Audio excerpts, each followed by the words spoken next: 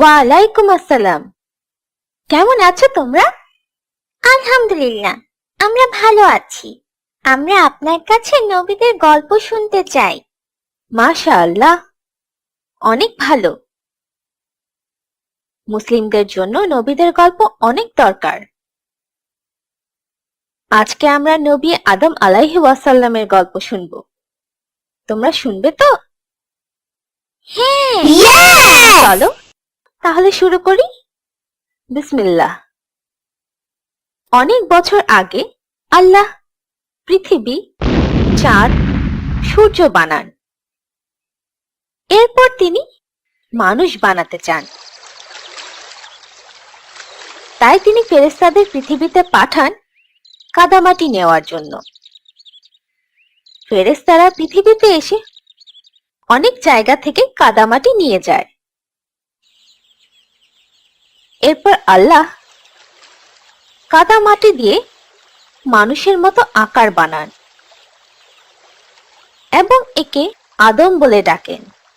এভাবে এই আদমকে 40 বছর রেখে দেন। ফেরেশতারা ও ইবলিস ভাবছিল যে এটা কি, তারা ভয় পাচ্ছিল। কিন্তু ইবলিস সব থেকে বেশি ভয় পাচ্ছিল। এরপর একদিন আল্লাহ আদম আলাইহি ওয়াসাল্লামের শরীরে আত্মা দেন। আত্মা মাথা ছুঁয়ে দিলে তিনি হাঁচি দিলেন। আত্মা যখন চোখ ছুঁয়ে দিল, তিনি জান্নাতের ফল দেখতে পেলেন। আত্মা যখন পেট ছুঁয়ে দিল, তার খিদে পেয়ে গেল আর তিনি ফল খেতে চাইলেন। আর তাই আত্মা তার পা ছুঁয়ে দেওয়ার আগেই তিনি লাফিয়ে উঠলেন আর পড়ে গেলেন। আল্লাহ তখন বললেন যে মানুষ অনেক অধৈর্য। আল্লাহ সকল ফেরেশতা ও ইবলিসকে বললেন আদম আলাইহি ওয়াসাল্লামকে সিজদা করতে। এটা শুধু সম্মান দেখানোর জন্য ছিল, পূজা করার জন্য কিন্তু মোটেই না। সব ফেরেশতা সিজদা করলো, কিন্তু ইবলিস করলো না। সে ভাবলো যে সে আদম আলাইহি ওয়াসাল্লাম থেকে ভালো, কারণ ইবলিসকে আগুন দিয়ে বানানো হয়েছিল আর আদম আলাইহি ওয়াসাল্লামকে মাটি দিয়ে বানানো হয়েছিল। সে এ নিয়ে আল্লাহর সাথে তর্কও করলো। এরপর ইবলিস খারাপ শয়তান হয়ে গেল। আল্লাহ ইবলিসকে কিয়ামতের দিন পর্যন্ত অভিশাপ দিলেন। শয়তান বুঝতে পারল যে আল্লাহ একদিন তাকে জাহান্নামে দিবেন। তাই সে আল্লাহর কাছে শক্তি চায়, যাতে সে মানুষকে ধোঁকা দিয়ে তার সাথে জাহান্নামে নিয়ে যেতে পারে। আল্লাহ তার চাওয়া পূরণ করলেন এবং তাকে শক্তি দিলেন। একই সাথে আল্লাহ সবাইকে সাবধান করলেন, যদি কেউ শয়তানের দেখানো পথে চলে তাহলে সে শয়তানের সাথে জাহান্নামে যাবে। আর তাই আল্লাহ আমাদের সঠিক পথে চলার জন্য কোরআন দিয়েছেন। শয়তান কেন মানুষকে ধোঁকা দিতে চায়? তোমরা কি কেউ জানো? কেউ বলতে পারবে? মানুষের জন্য ইবলিস শয়তান হয়েছে, তাই সে রাগ করে মানুষের ক্ষতি করতে চায় এবং নিজের সাথে জাহান্নামে নিয়ে যেতে চায়। মাশাআল্লাহ, ঠিক বলেছ। শয়তান আমাদের অনেক বড় শত্রু এবং খারাপ কাজ করে, ফেরেশতারা ভালো কাজ করে।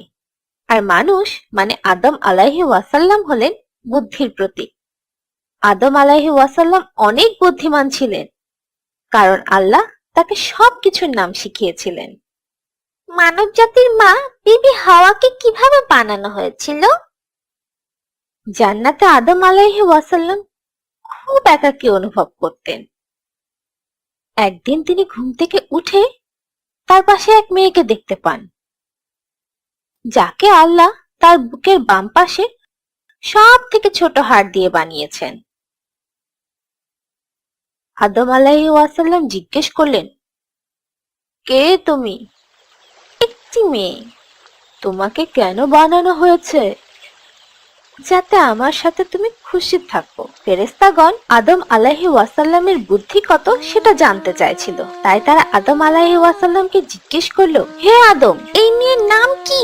হাওয়া। তার নাম হাওয়া কেন? কারণ তাকে জীবিত কিছু থেকে বানানো হয়েছে। আদম ও হাওয়া জান্নাতে সুখে বাস করছিল। আল্লাহ তাদের একটি গাছ বাদে সবকিছু ব্যবহার করার অনুমতি দিয়েছিল এবং তাদের বলেছিল যে শয়তান তাদের অনেক বড় শত্রু, সে চায় তাদের জান্নাত থেকে বের করে নিতে। তারাও বুঝতে পেরেছিল যে সেই গাছের ফল তারা খেতে পারবে না।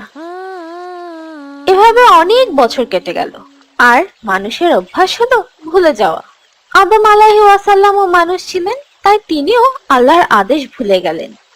শয়তান আদম আলাইহিস সালামের এই দুর্বলতাকে নিজের কাজে লাগালো। সে নিয়মিত আদম ও হাওয়াকে সেই নিষিদ্ধ ফল খেতে উৎসাহিত করতে লাগলো। একদিন তারা আল্লাহর আদেশ পুরোপুরি ভুলে গেল ও নিষিদ্ধ গাছ থেকে একটি ফল খেয়ে নিল। তারা ফল খেয়ে শেষ করার আগেই তাদের বুকে অনেক কষ্ট অনুভব করলো, যেন ব্যথা, লজ্জা ও দুঃখে তা ভরে গেছে। চারিদিকের পরিবেশ পাল্টে গেল ও আনন্দ গান বন্ধ হয়ে গেল। তারা দেখলো তাদের গায়ে কোনো কাপড় নেই, তাই তারা তাড়াতাড়ি করে পাতা দিয়ে নিজেদের ঢেকে নিল। তারা আল্লাহর আদেশ অমান্য করেছিল, তাই তাদের জান্নাত থেকে বের করে দেওয়া হলো। তারা পৃথিবীতে কখন এসেছিল? শুক্রবার দিন তারা পৃথিবীতে এসেছিল এবং তাদের শুক্রবারই বানানো হয়েছিল, তাই সপ্তাহের সব থেকে ভালো দিন হলো শুক্রবার। তারা পৃথিবীর কোথায় প্রথম পা রেখেছিল? According to Ibn Umar, রাদিয়াল্লাহু আনহু বলেছেন, আদম আলাইহিস সালাম আস-সাফা ও হাওয়া আলাইহিস সালাম আর মারওয়া পাহাড়ে এসেছিলেন। আদম আলাইহিস সালাম জানতেন যে তাকে পৃথিবীতে কষ্ট করতে হবে, তার পরিবারকে কাপড় ও অন্যান্য জিনিস দিয়ে ভয়ঙ্কর জন্তু থেকে বাঁচাতে হবে এবং সব থেকে জরুরি, শয়তান থেকে নিজেদের রক্ষা করতে হবে। পৃথিবীতে তারা তাদের নতুন জীবন শুরু করলেন। তাদের যমজ সন্তান হলো কাবিল ও তার বোন। এরপর আবার তাদের যমজ সন্তান হলো আবিল ও তার বোন। তারা মহান আল্লাহর দেওয়া উপহার ও পৃথিবীর ফল খেয়ে সুখী জীবন কাটাচ্ছিল। তাদের সন্তানরা সুস্থ ও সবলভাবে বড় হয়। কাবিল ছিল কৃষক, সে তার জমিতে ফসল উৎপাদন করত। আর আবিল ছিল মেষপালক, সে পশু পালন করত। তাদের যখন বিয়ের বয়স হলো, আল্লাহ আদম আলাইহিস সালামকে বললেন তাদের নিজের অন্য ভাইয়ের যমজ বোনকে বিয়ে করতে হবে, মানে আবিলকে কাবিলের যমজ বোন আর কাবিলকে আবিলের যমজ বোনকে বিয়ে করতে হবে।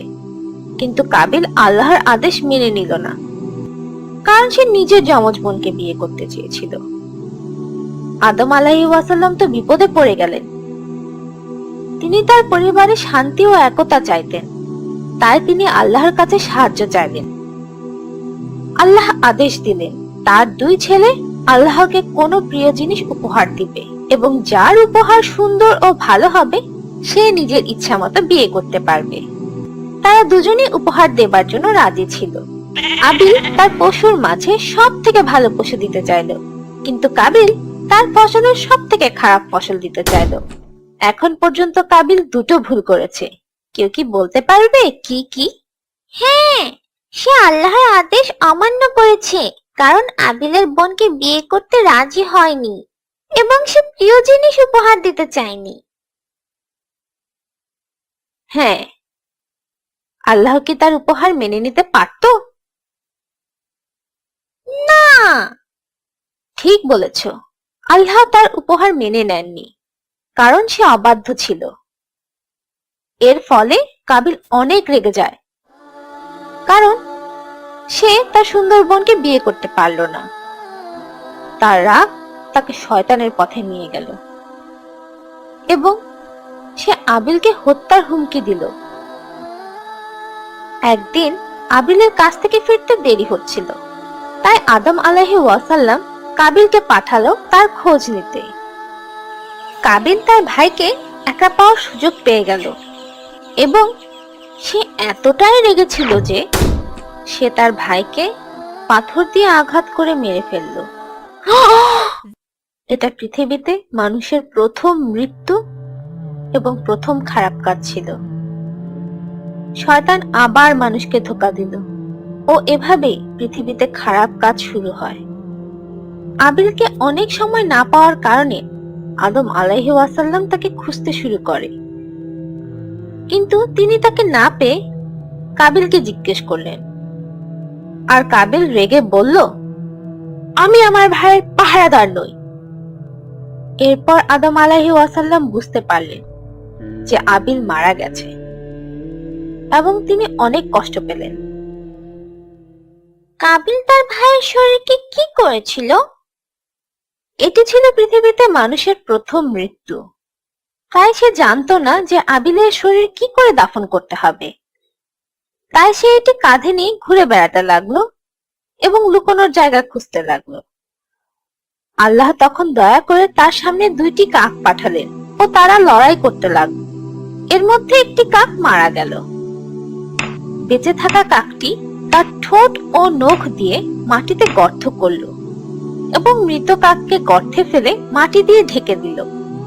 কাবিল এটি দেখেও লজ্জিত হলো। সে তার ভাইকে একইভাবে দাফন করলো এবং এটি পৃথিবীতে প্রথম দাফন ছিল। 2 ছেলেকে হারিয়ে আদম আলাইহি ওয়াসাল্লাম অনেক বিষণ্ণ ছিলেন। এক ছেলে মারা গিয়েছিল এবং অন্যজন শয়তানের পথে চলছিল। তিনি তার পুত্রদের জন্য প্রার্থনা করলেন এবং তার অন্যান্য সন্তানদের ও নাতি নাতনিদের উপদেশ দিলেন। তাদেরকে আল্লাহ সম্পর্কে বললেন এবং তার প্রতি ঈমান আনতে বললেন। তিনি শয়তান সম্পর্কেও তাদের বলেন এবং তার নিজের অতীতের গল্প শুনিয়ে তাদের সতর্ক করেন। তিনি তাদের বলেন যে কিভাবে শয়তান কাবিলকে তার ভাই আবিলকে মারার জন্য উৎসাহিত করেছিল। এভাবে অনেক সময় চলে যায়। আদম আলাইহি ওয়াসাল্লাম বৃদ্ধ হয়ে যান এবং তার পৃথিবীতে অনেক সন্তান হয়। আদম আলাইহি ওয়াসাল্লাম মৃত্যুর নিকটে আসলে তিনি তার পুত্র সেথকে মানুষের জন্য পরবর্তী পথ প্রদর্শক হিসেবে নিযুক্ত করলেন। আদম আলাইহি ওয়াসাল্লাম মৃত্যুর কাছাকাছি হলে তিনি জান্নাতের ফল খেতে চাইলেন। তাই তার সন্তানরা ফল খুঁজতে বেরিয়ে পড়ল। যখন তারা ফল খুঁজছিল তখন তারা ফেরেশতাদের দেখতে পায়। ফেরেশতারা তাদেরকে আদম আলাইহি ওয়াসাল্লামের কাছে ফিরে যেতে বলে, কারণ তার সময় শেষ হয়ে এসেছিল। তাই তারা ফেরেশতাদের সাথে তাড়াতাড়ি ফিরে আসে। হাওয়া আলাইহি ওয়াসাল্লাম মৃত্যুর ফেরেশতাকে দেখে চিনতে পারলেন এবং আদম আলাইহি ওয়াসাল্লামের কাছে দৌড়ে গেলেন। আদম আলাইহি ওয়াসাল্লাম জানতেন যে তার স্ত্রী ভয় পেয়েছে, কিন্তু তিনি তাকে বললেন যে এটি তার যাওয়ার সময়, কারণ এটি আল্লাহর ইচ্ছা। তার মৃত্যুর আগে তিনি তার সন্তানদের বলেন যে আল্লাহ পৃথিবীতে মানুষকে একা ছেড়ে দেবেন না, বরং তিনি নবীদের তাদের সহায়তার জন্য পাঠাবেন। নবীদের বিভিন্ন নাম, বৈশিষ্ট্য ও অদ্ভুত ক্ষমতা থাকবে, কিন্তু তাদের সবাই এক বিষয়ে মিল থাকবে, আল্লাহর ইবাদত করা। আদম আলাইহি ওয়াসাল্লাম চোখ বন্ধ করে নেন এবং ফেরেশতারা তাকে ঘিরে ফেলে। যখন তিনি তাদের মধ্যে মৃত্যুর ফেরেশতাকে চিনতে পারলেন তখন তিনি মনে মনে খুশি হলেন। ফেরেশতারা তার আত্মাকে শরীর থেকে আলাদা করে নিয়ে গেল। এরপর তারা তার জন্য দোয়া করলেন এবং তার জন্য কবর খুঁড়ে তাকে কবরে শুইয়ে দিলেন। এটাই সে সময়ের নিয়ম ছিল। আজকে আমাদের গল্প এখানেই শেষ। ইনশাআল্লাহ এরপর আমরা অন্য কোনো নবীর সুন্দর গল্প শুনবো।